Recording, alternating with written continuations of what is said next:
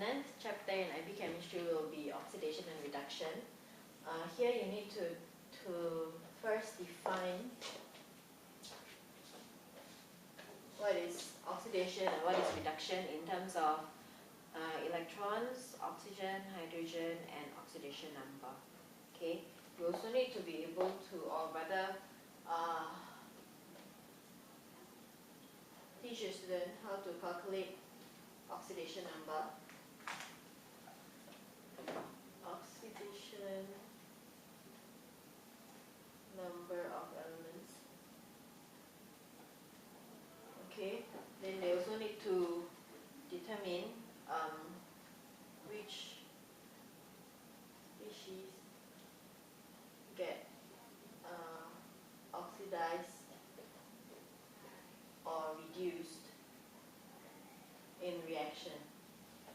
Okay, so usually they will have to calculate the number of the oxidation number before and after the reaction, and if there is an increase, they can decide as an that element or that species is oxidized. If not, then it is reduced. Okay, and in redox equation,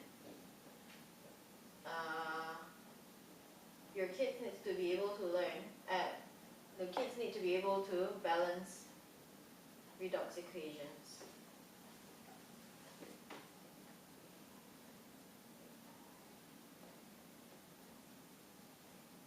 Okay, there are two methods that you need to teach them. One is the half equation method, and the second one will be the oxidation number methods.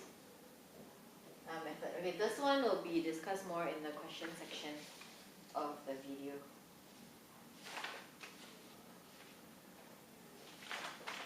So here, the kids needs to be able to identify oxidizing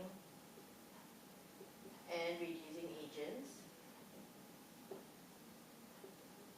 Okay, so they need to know that if a species get oxidized, it is a reducing agent, and if species get reduced, it is an oxidizing agent. Okay. In reactivity, they should know from previous levels of education like O-level or IGCSE about the reactivity series.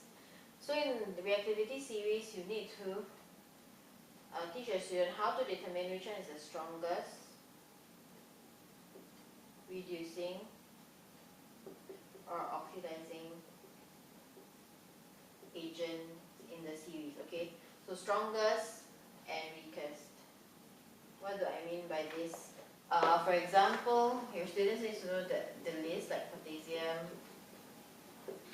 sodium, and so on until gold, which is the most unreactive element in the list. Okay, so you need to explain that potassium can become potassium ion and gold can become gold ion.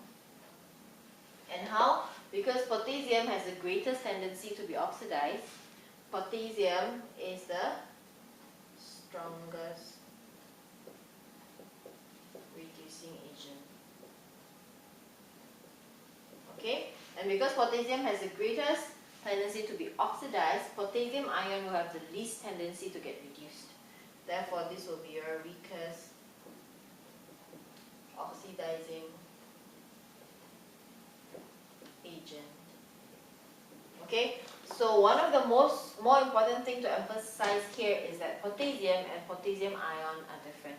Potassium cannot act as an oxidizing agent, and potassium ion cannot act as a reducing agent. Most students will use them interchangeably. Like for example, if they ask when they ask what is the weakest oxidizing agent, then they'll say it's potassium, but actually it's potassium ion. So just be sure that you emphasize that to your student.